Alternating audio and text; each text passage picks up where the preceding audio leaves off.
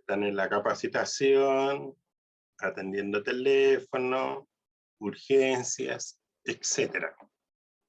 Pero bueno, es así la cosa. Entonces, estábamos con respecto a la resolución 3, ¿no es cierto?, con el tema de la estimación, un cambio de una estimación contable. Y un ejemplo, de acuerdo a la página 139, párrafo 8, el efecto de un cambio en una estimación contable se reconocerá de forma prospectiva, ¿no es cierto?, hacia adelante. Es decir, desde la fecha de cambio en la estimación, incluyéndolo en el resultado, ¿no es cierto?, del periodo en que tiene lugar el cambio. Entonces, ¿qué es lo que va a ocurrir? Que aquí, en este periodo 3, nos dicen a nosotros que la vida útil de la máquina que tenemos acá me va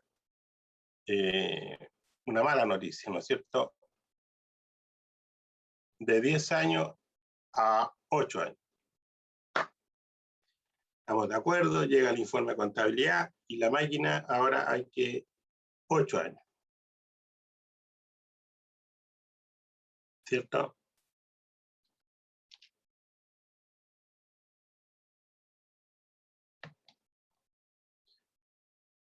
Entonces, tenemos 8 años. Y estamos acá. Entonces, si costó 100, yo lo voy a depreciar a 8 años. Estamos con esta información inicial. Luego, tenemos que ahora hacer cambios. ¿Cuántos años me quedan de depreciación? Me quedan 5.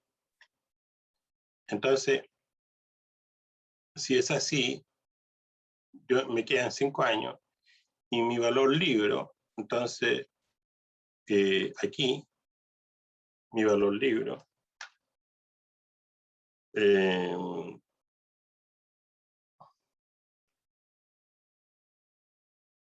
aquí, la depreciación va a ser igual, ¿cierto?, a este valor dividido por 5 periodos.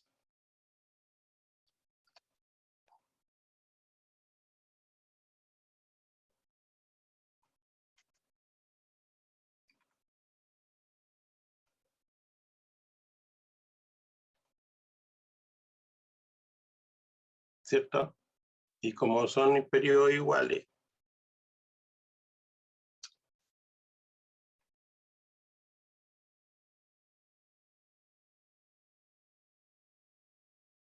son 14.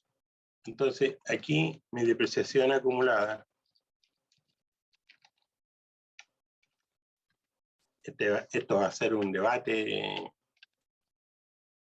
intelectual de conocimientos, donde el que esté comprometido con la NIC SP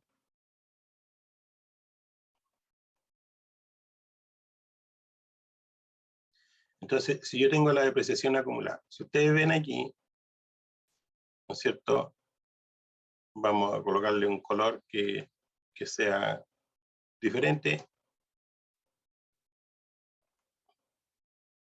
Entonces, podemos ver claramente que el bien tiene un valor de 100.000 y a 8 años yo sumo su depreciación acumulada más a 10 años, más la depreciación acumulada del periodo a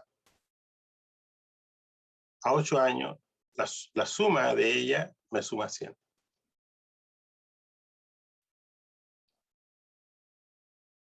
Pero todo esto ya no lo voy a utilizar. ¿Por qué no lo utilizo? Porque la depreciación ahora es a 8 años.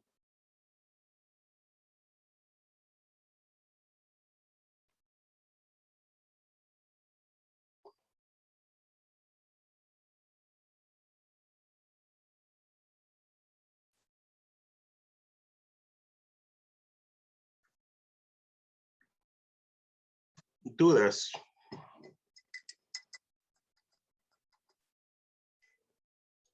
¿Se entiende entonces lo que la resolución 3 en la parte de estimaciones contables, en la página 139, párrafo 8, dice que el efecto de un cambio en una estimación contable se reconocerá de forma prospectiva, de aquí hacia allá.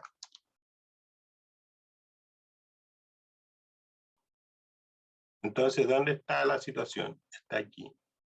Este valor libro, ¿no es cierto?, será el que se considera para el periodo siguiente. Y estamos.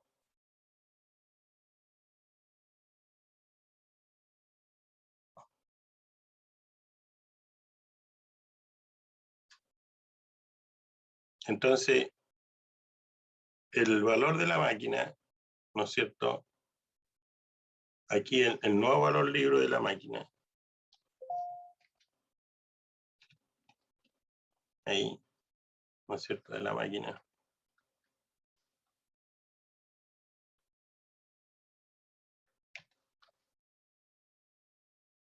Si yo lo hubiera tenido a 10 años, ahí tengo mi... Y sería, el valor libro aquí sería 0.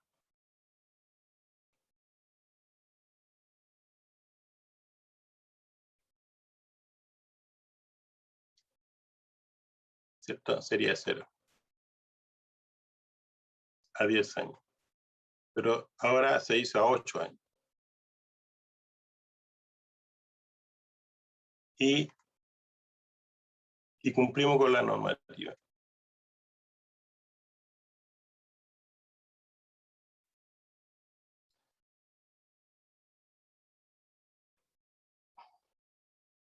Entonces el valor libre aquí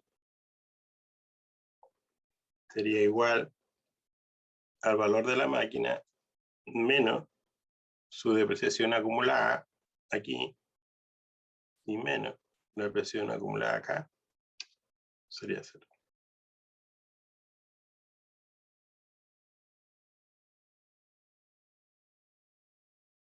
Entonces,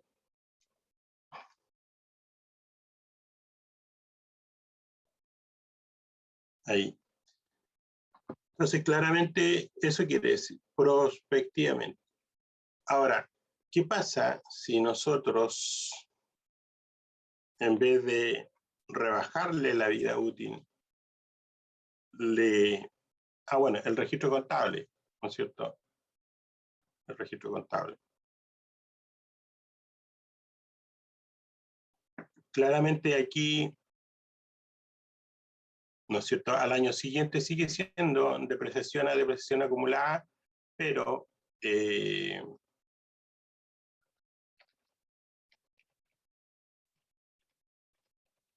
registro contable va a ser, ¿no es cierto?, depreciación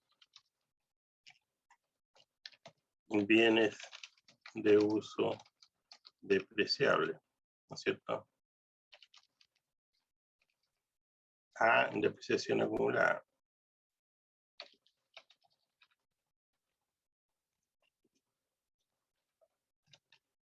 Bienes de uso depreciable. Entonces, ahí, ¿no es cierto?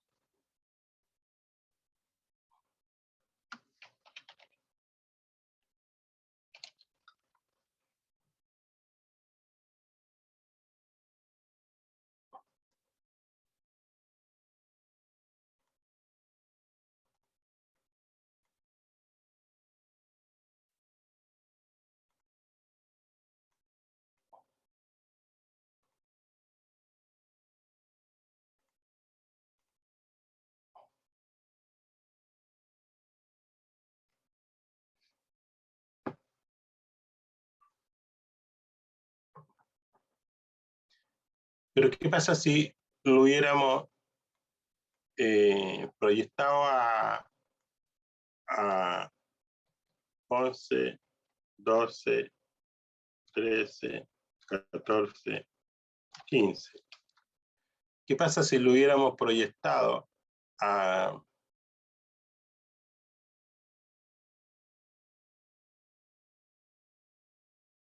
15 años? ¿Qué pasa? ¿Qué hubiera pasado? Al revés, ¿no es cierto? Si hubiéramos pasado a 15 años, la depreciación del activo, ¿no es cierto? En el año 1, aquí, ahora n va a ser 15.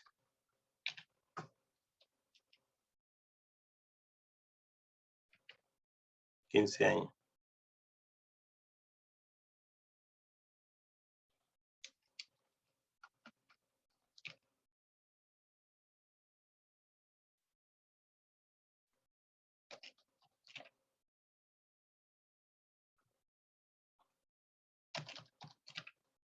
Ahí. Entonces, la depreciación del primer año, perdón, estábamos aquí, ¿cierto? Serían los mismos 70, pero me quedan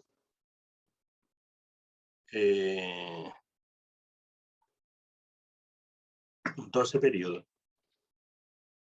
Ahí.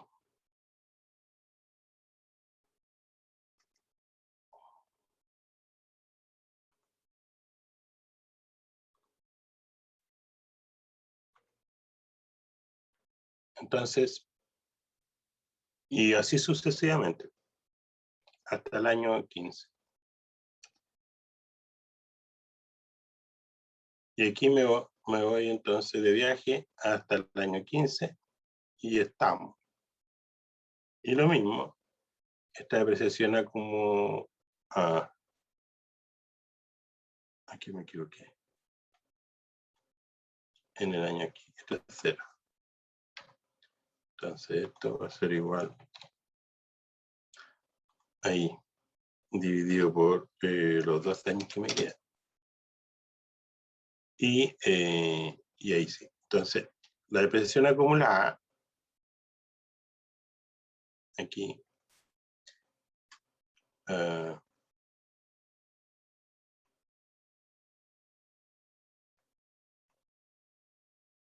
esta es la depreciación.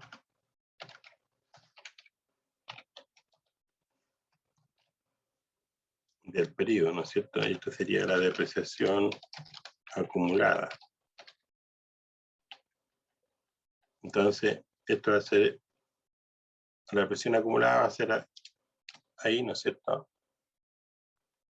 Y esto va a ser igual a la depreciación más la depreciación acumulada y así sucesivamente hasta el año 15. No puede ser otro monto diferente, ¿no es cierto? ¿Por qué? Porque aquí nuevamente vuelvo, ¿no es cierto? El valor libro.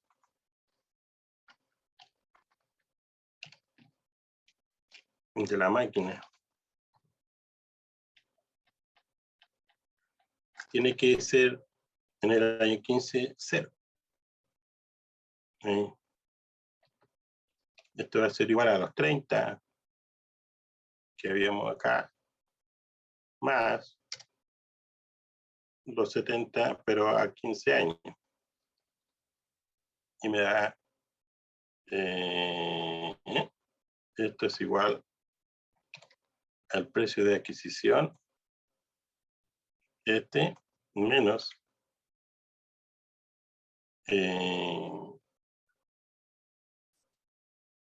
aquí y menos acá, ¿no es cierto? Aquí y acá. Ahí está. Entonces, pero aquí, ¿no es cierto? Nuevamente, el registro contable va a ser igual que acá, depreciación pero usted en las notas le va a agregar la explicación de por qué la depreciación ahora es menor. Y es producto de un cambio de una estimación contable, y dice que se reconocerá de forma prospectiva en resultado.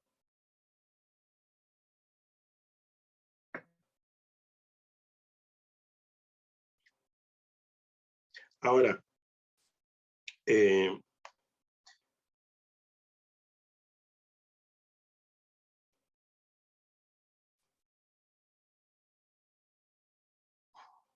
claramente esto ocurre en el mundo, para que ustedes lo sepan, esto ocurre en ISP municipal, porque en realidad en el mundo privado es diferente, porque tiene sentido, en el mundo privado tiene sentido, si yo cambio una estimación contable, en este caso le doy mayor vida útil en el mundo privado, en esa hipótesis, en el mundo privado. Si yo le proyecto la vida útil a la máquina, y esto en consecuencia tiene una menor depreciación, por lo tanto la utilidad financiera va a ser mayor por ese efecto. Entonces los accionistas del año 1, 2, 3, que no estén en el año 4, ¿no es cierto?, se sientan afectados por esta depreciación. Afectados porque al final la utilidad financiera es la que me da la cantidad de dividendos. Entonces ahí en el mundo, en la IFRS Full, un cambio en una estimación contable tiene, uno retrocede retrospectivamente y después prospectivamente ya hace un ajuste aquí en el año del cambio. Pero ustedes no, prospectivamente hacen hacia adelante. Y todo lo que queda para atrás quedó así. Por lo tanto, en el año 3 yo deprecié, pero para el año 4 en adelante me informan y hago la depreciación de acuerdo a la vida útil que le queda a la máquina. Y contabilizo. Ese es un cambio en una estimación contable. ¿Vale? Así que vamos a grabar esto para que vaya quedando evidencia de acuerdo a lo que vamos viendo.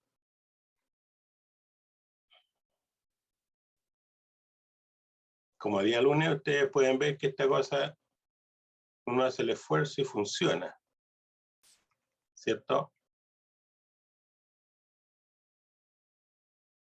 Bien, entonces le vamos a colocar ejercicios. NIC SP y este del 20, del 09, del 2021.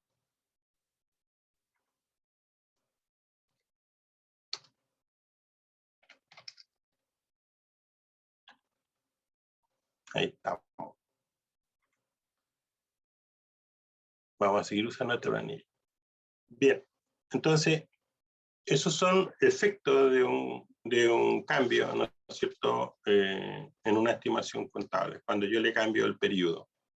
Lo mismo sucede cuando el bien de uso, por ejemplo, su depreciación, en este caso es vida útil, es lineal, pero existen otros métodos de depreciaciones. Entonces, es importante. Ahora, con respecto a los errores y el cambio en la estimación contable, los errores, recuerden, se cambia en la cuenta de resultados acumulados en los saldos iniciales.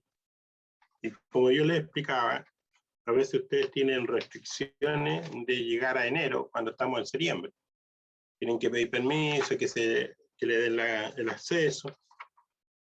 Entonces, Cuando no se puede, por política de la empresa, usted simplemente el ajuste de la estimación contable lo hacen en el periodo en que, ¿no es cierto?, ha recibido la información.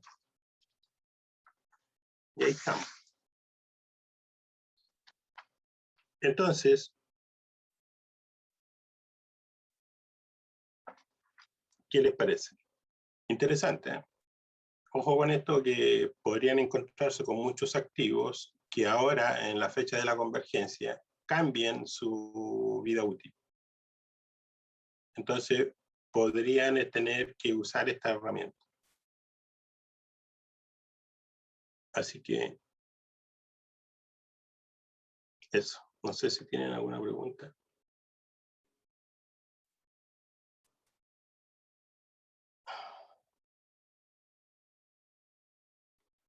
Bien. Entonces ahora vamos a volver aquí. Estábamos ahí, estimaciones contables. Las políticas contables, un cambio de una política contable tiene efecto en patrimonio en la cuenta de resultados acumulados. Los fondos común municipal, ¿no es cierto?, en la resolución 3 del año 20. Inversiones asociadas también, y negocios conjuntos y acuerdos conjuntos también están, ¿no es cierto?, la normativa. Entonces es importante leer con cuidadito cada uno de aquellos elementos del estado financiero. Los instrumentos financieros, las propiedades, planta y equipo, activos intangibles, propiedades de inversión, los instrumentos financieros, los pasivos, las provisiones y el tema patrimonial. Así, entonces, llegamos al capítulo 3, donde tenemos los estados financieros, y ahí vamos a ver, ¿no es cierto?, más adelante, los estados financieros, que parte con el balance general, el estado de resultados, el estado de situación presupuestaria, el estado de flujo de efectivo, el estado de cambio en el patrimonio neto y las notas a los estados financieros. Ese cambio de la política contable, usted en la práctica lo va a tener que explicar en las notas explicativas.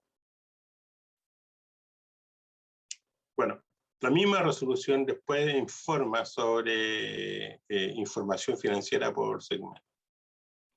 Y ahí tenemos un nuevo concepto, que es lo que son los segmentos. Bueno, en la misma resolución también los segmentos están, ¿no es cierto?, en la página 173, información financiera por segmento, y ahí habla, ¿no es cierto?, de los segmentos. Partiendo por el segmento de la gestión municipal. Y después dice, el control, si tiene control sobre el área de la educación, sobre el área de la salud, sobre los cementerios. Si usted tiene el control, entonces va a tener que segmentar en esas áreas.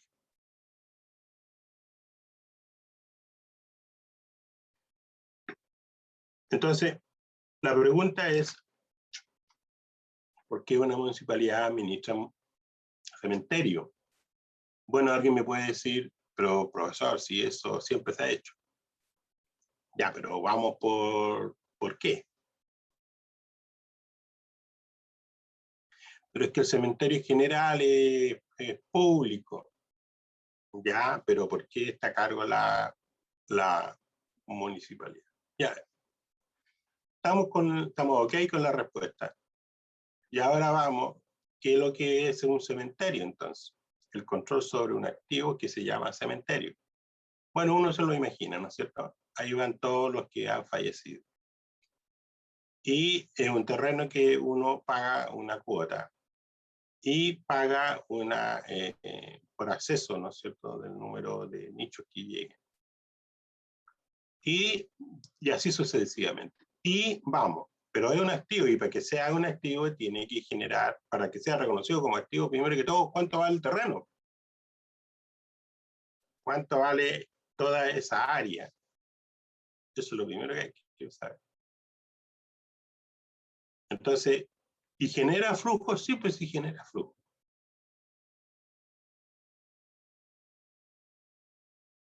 ¿Verdad? Porque hay que pagar para llegar ahí. Será público, pero hay que pagar. Hay un registro, hay una administración. Entonces, la pregunta ¿es un activo generador de flujo o es un activo no generador de flujo? Para ustedes, los que tienen a cargo, por ejemplo, la Municipalidad de Recoleta, seguro que el cementerio lo tienen ellos bajo el control, supongo. Y bueno, esa es la primera pregunta. ¿Es una unidad generadora de flujo? ¿Sí o no? ¿Y por qué? Y la pregunta que uno debe hacerse, ¿cuáles son aquellos bienes de uso no generadores de flujo?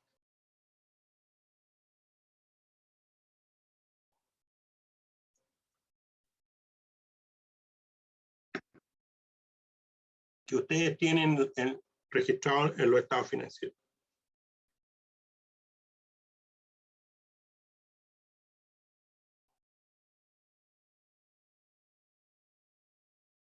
Un ejemplo.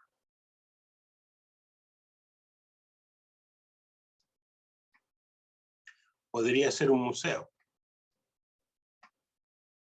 donde la entrada es gratuita.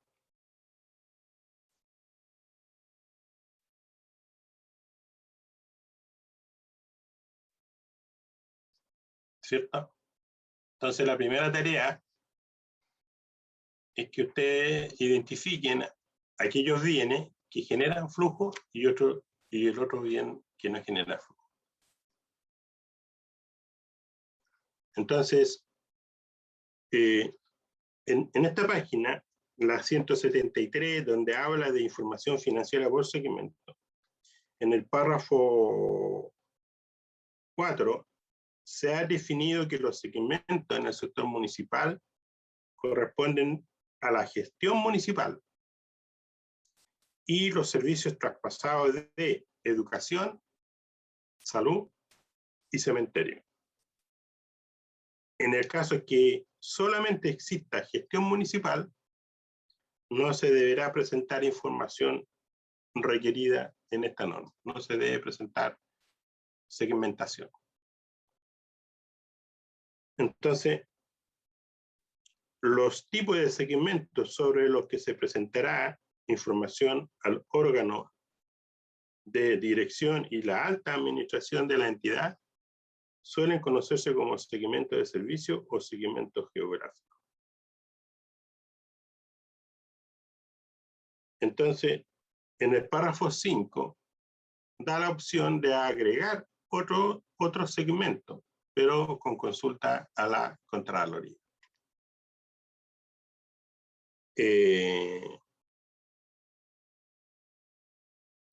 Entonces, esa situación es importante.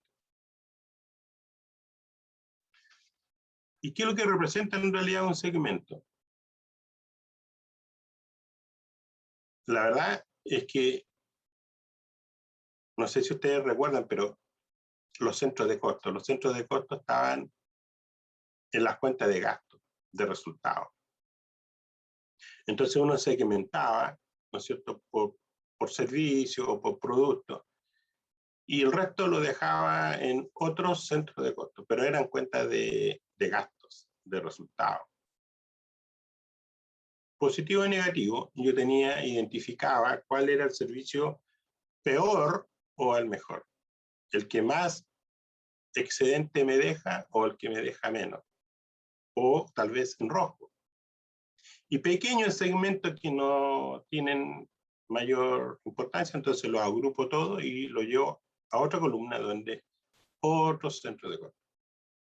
Bueno, acá es muy algo así, pero la novedad es que la segmentación segmenta activo, pasivo, ingreso y gasto. O sea, el balance completo. Lo segmenta. Es como cortar así con la tijera, para arriba y para abajo, tengo ahí tantos segmentos. Y así podría ver, ¿no es cierto?, los activos, los pasivos, el patrimonio, los ingresos y los gastos de un segmento. Y ver cuál es el segmento estrella, ¿no es cierto?, siendo la estrella el mejor de los segmentos. Es como el retail. El retail, ustedes saben, los segmentos ahí son línea blanca, sistema financiero, inmobiliario, vestuario. Ahí esos segmentos son del retail. Entonces ellos presentan los estados financieros segmentados por, ¿no es cierto?, en esas áreas. Obviamente que hay una metodología para determinar el segmento. Aquí es más fácil porque aquí me lo identifican por área de negocio. O por área, dámelo como usted desee, pero es un negocio. Así está definido. Entonces, ahora que el negocio sea bueno o sea malo es otro tema. En el mundo del retail, entonces tenemos varios segmentos, pero ahí hay una relación, hay una ecuación que se tiene que cumplir para asignar segmentos.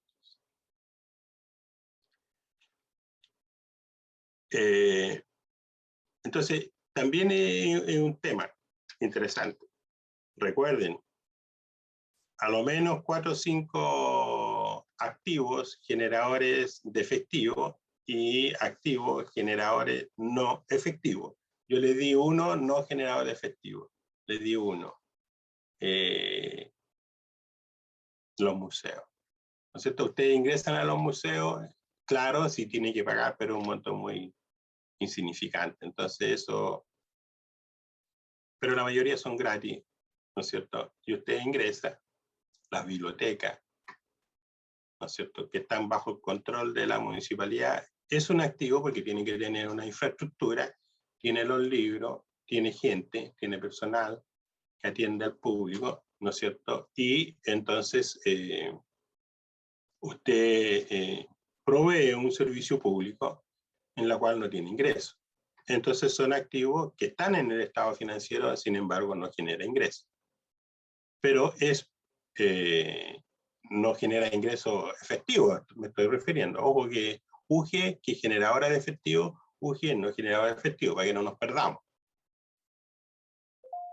Y ahí, entonces, vamos con un segundo ejemplo. Ya le he dado 2. ¿Ya? Así que el resto a ustedes. Bueno, siguiendo entonces con esta resolución 3, que me tiene loco, vamos avanzando. Y, ¿no es cierto?, tenemos hecho económico y la norma, ¿no es cierto?, que lo explica. Por ejemplo, estábamos hablando de arriendo de activos no financieros. Eso lo encontramos en la NIC 16, propiedades de inversión. Usted va al balance, ya usted marcó aquí, está el profesor. En esta parte del libro está el profesor, o del balance. Ya marcó con la X. Propiedades de inversión son activos no corrientes o no financieros, que se clasifican más abajo que propiedades, planta y equipo, que la NISP 17. En cuanto a los servicios, esto lo vamos a encontrar en la NISP 9, ingresos de transacciones con contraprestación.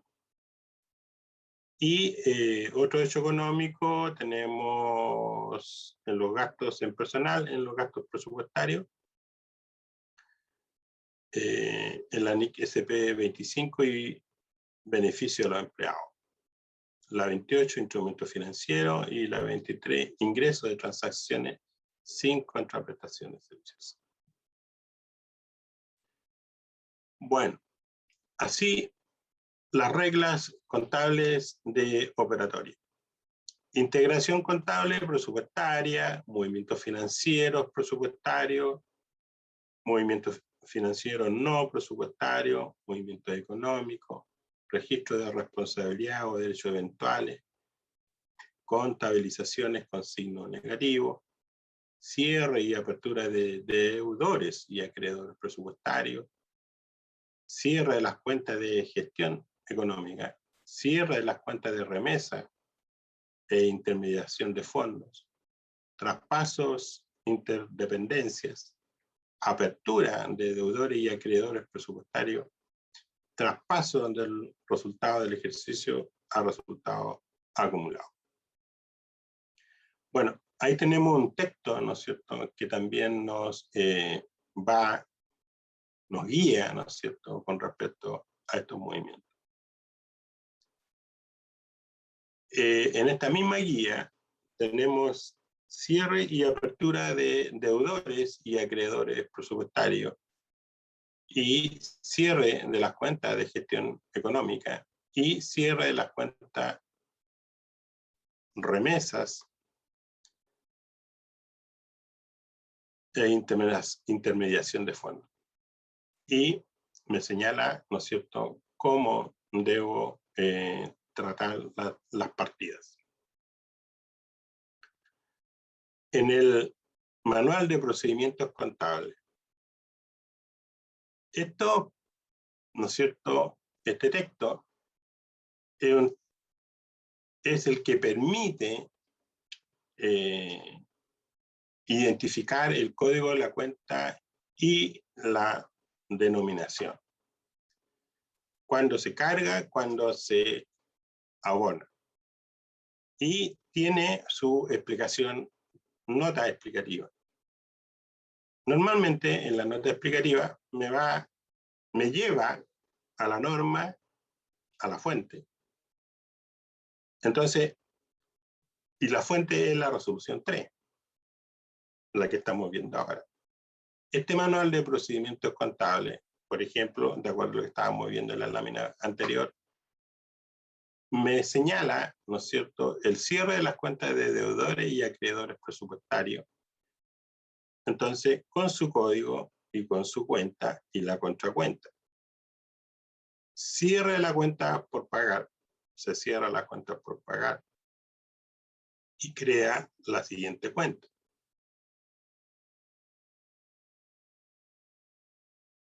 Después, ¿no es cierto?,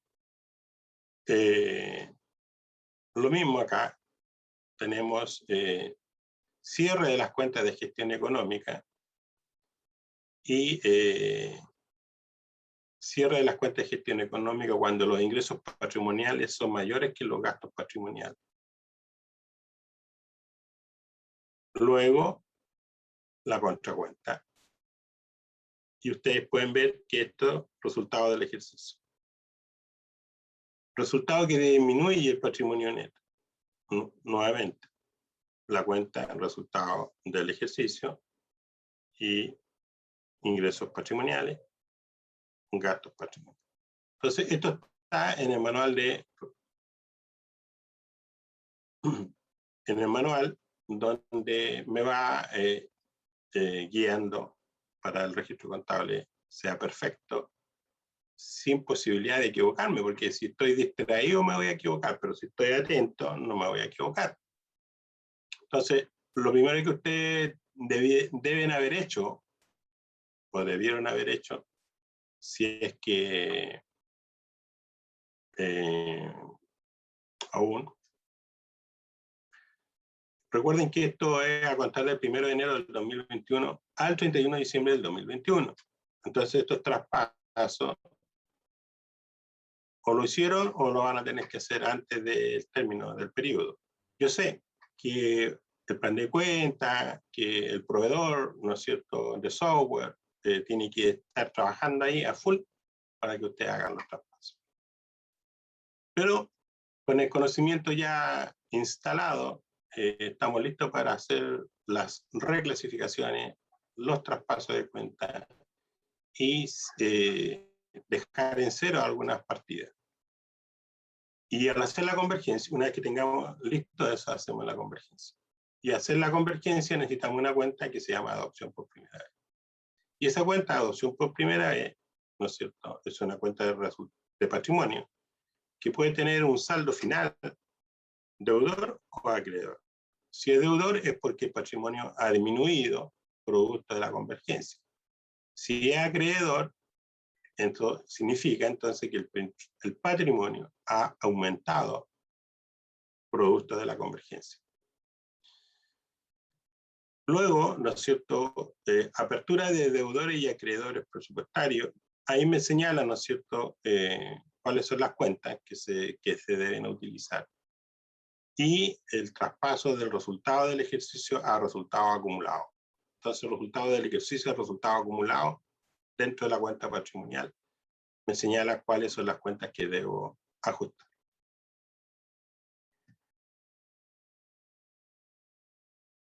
Acá, ¿no es cierto?, tenemos otra presentación de este manual y las cuentas con su denominación. El código de la cuenta con su denominación. Aquí es donde yo les señalaba que en cada hoja, ¿cierto?, de este manual me habla, me explica y comienza, ¿no es cierto?, me lleva a la resolución 3. Entonces la resolución 3 es el punto de partida. Es el marco normativo de la contabilidad para el sector municipal. Con el manual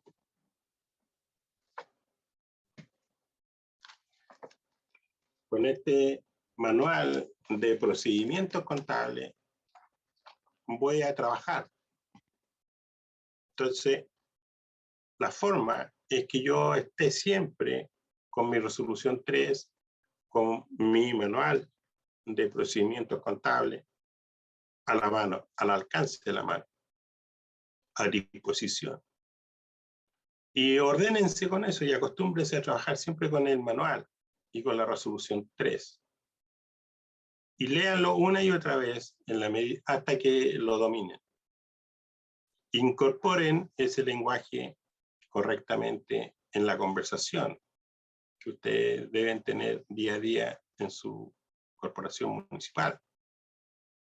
Así es la forma de ampliar el lenguaje contable, en este caso para el sector público. ¿Vale? En estas notas explicativas, como ustedes ven ahí, para la aplicación del presente procedimiento se debe considerar lo establecido en la resolución 3 del año 20. Después esta resolución va a tener probablemente mejoras. Y habrá entonces una mejora, ¿no es cierto?, donde se incorpore todo lo que está en la resolución 3. Luego explica, ¿no es cierto?, los traspasos contables y me señalan las partidas, las cuentas. Y así, cada municipio tendrá la responsabilidad de asegurarse que los deudores y acreedores presupuestarios correspondan a ingresos y gastos devengados y que cuenten con la documentación de respaldo considerando los criterios establecidos en el oficio, ¿no es cierto?, 20.101 del 2016. Entonces, nuevamente ahí hay otro documento que se tiene que tener a disposición producto de esta convergencia. Muchos documentos van a quedar sin uso después de la convergencia. Y así sucesivamente. Profesor, buenas tardes. Bueno, sí. ¿Cómo está José Antonio? José Antonio. Estamos en hora colación ya. Muy bien. Que tengan buen apetito.